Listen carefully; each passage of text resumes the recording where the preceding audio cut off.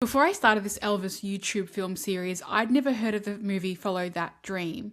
Now I think it might actually be my favourite Elvis Presley movie because this film showed me a side of him that I didn't know existed. A really gifted comedian. And after King Creole and Wild in the Country showed me the dramatic part of Elvis and Blue Hawaii showed me the movie star, I thought I already knew who Elvis was on screen.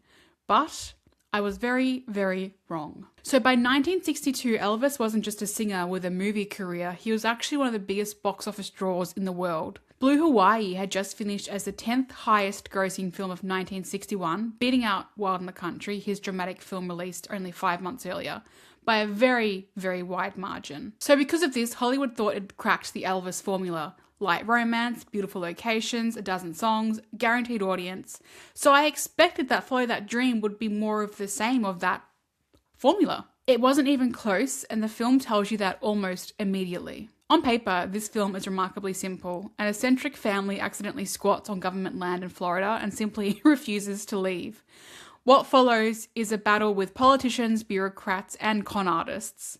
But that's not really what this film is about. It's about whether basic decency can survive in a world built on paperwork, self-interest, and lies. Elvis's character Toby doesn't understand why people manipulate each other. He doesn't understand why everything has to be so complicated. And that confusion, played completely straight, is what makes him really hilarious. It's also what makes him one of the more interesting performances of Elvis's career because it asks him to do something that the movie star version of Elvis never had to do.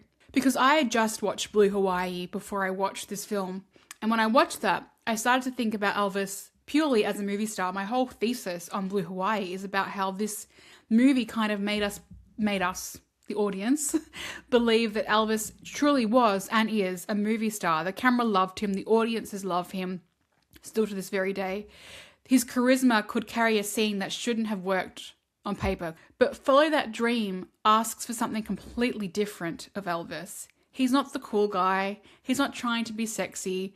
He's not the rebel. He's awkward and sincere, almost to the point of naivety. The easy version of this role plays Toby as an idiot for laughs. Elvis refuses to do that. He plays him with total honesty. Toby believes every word coming out of his mouth, and the comedy comes from that belief, not from a wink to the camera, to the audience. And that is a harder trick than it looks. They always say dying is easy, comedy is hard.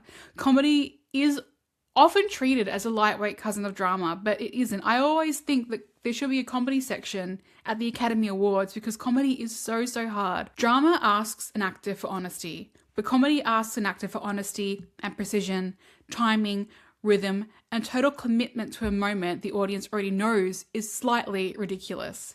Elvis does it all. And that's the reason why his performance works so well when it easily could have become a caricature. Comedy is not an easy task, and he shows that he can tick that off his many, many lists of talents.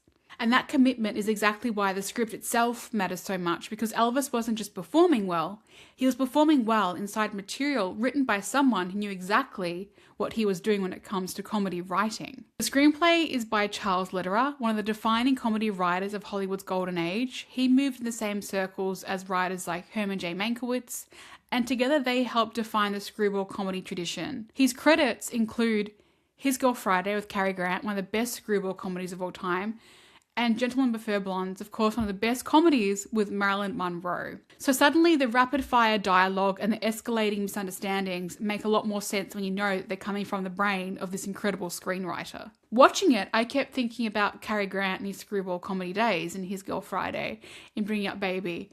Not because Elvis is imitating him, but because he simply seems completely at home in that same style of comedy. I wasn't expecting that at all, and coming from me, that's high praise. I'm a huge Cary Grant fan, enough so that I wrote a character modelled on him and his personality into my own film, but I'll talk about that a bit later. I won't bore you with it now. Let's take it back to 1962 and this film, because Follow That Dream, the title of this film, has its own strange story. So when I was watching it, I kept thinking to myself, Follow That Dream doesn't feel like it really suits the film. And it turns out director Gordon Douglas thought the exact same thing, saying years later he thought it sounded like a Doris Day film. And thinking about it, I'm like, yeah, it's like a bit of a pillow talk situation. So here's the part that some people may not know.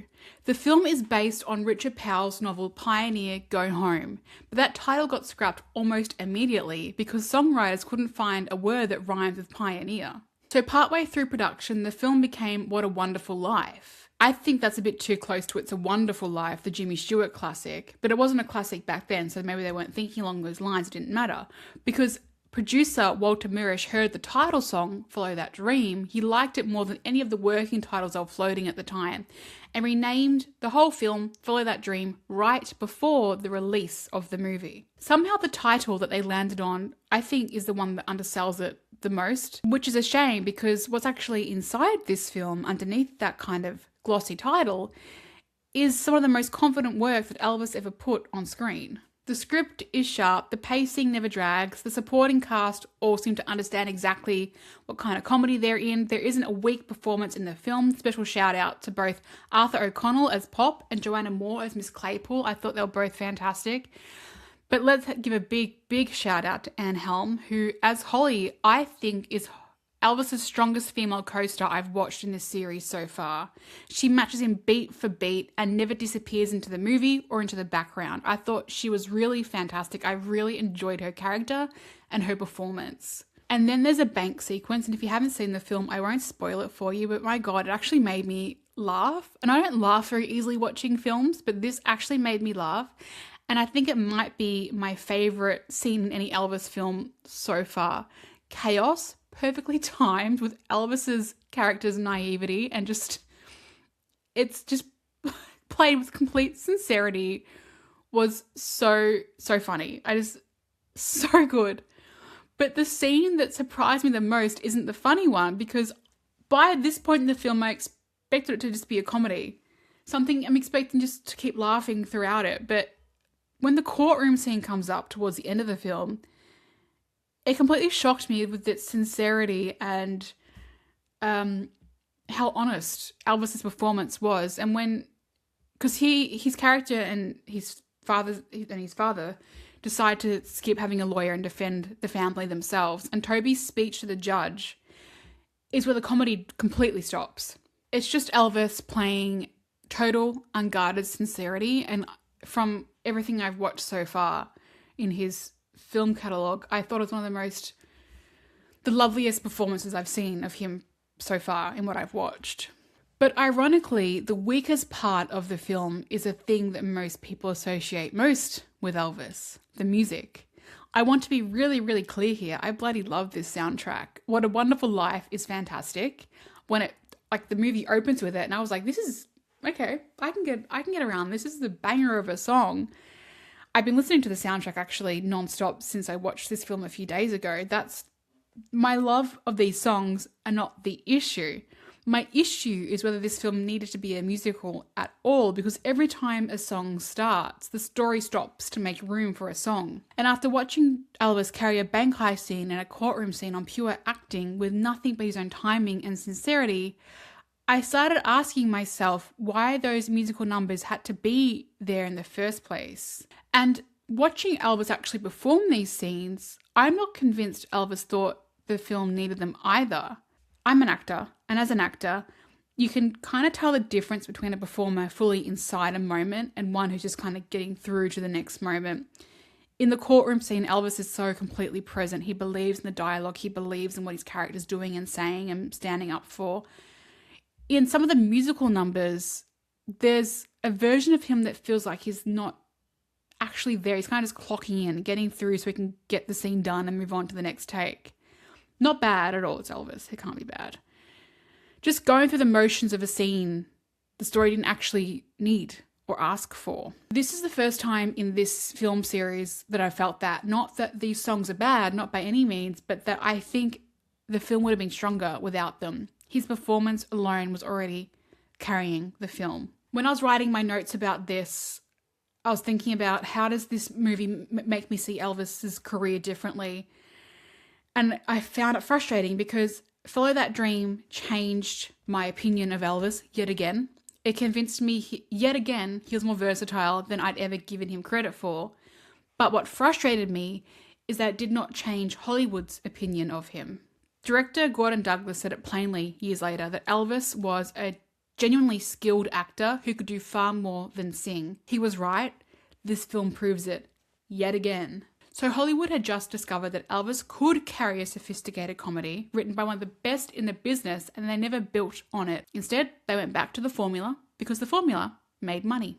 I only just wish that they had asked him to keep doing these comedies, that they trusted him enough as a talented actor, as a talented dramatic actor. I've discussed this many, many times, but this really opened my eyes to when he's given really good comedic material, he can do it.